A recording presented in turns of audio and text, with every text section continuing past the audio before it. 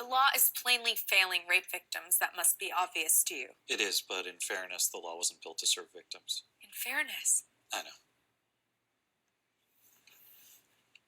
Do you believe me? Do I believe you? Of course I do. Seriously. I'm not here on a fact-finding mission. I'm just curious. Be really honest. Okay. I've heard two competing stories, one from a very credible woman who, as far as I can see, has no reason to lie. The other from a guy I judge to be a little sketchy who has every reason to lie, and I'm obligated to believe the sketchy guy.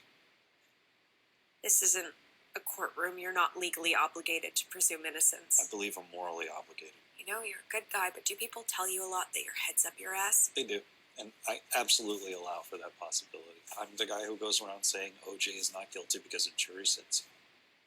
I'm not going to get a jury. I know, and I can imagine how frustrating... No, you can't imagine.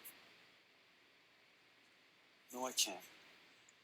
But it is a huge, dangerous, scary as shit mistake to convene your own trial in front of a television audience, where there's no due process, no lawyers, no discovery, no rules of procedure, no decisions on admissible evidence, threat of perjury, confrontation of witnesses, or any of the things we do to ensure that rapists go to Stanford Medical School. To ensure an innocent person isn't destroyed. The law can acquit, the internet never will. The internet is used for vigilantism every day. But this is a whole new level, and if we go there, we're truly fucked. I'm not a vigilante. Do you want to live in a world where... Do you want to hear the advice I get? I mean, this is real advice. In pamphlets. Say you have a boyfriend. Wear a wedding ring. I'm supposed to protect myself from a man by pretending I'm the property of another man. And of course, there's no shortage of good fashion advice. Mary. When you came in here, you wanted to go to a public place because you were scared I'd cry rape. I'm scared of getting raped. I'm scared all the time. All the time. So you know what my site does? It scares you.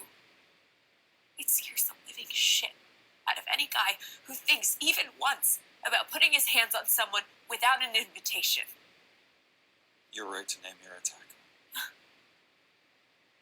You may even be obligated to.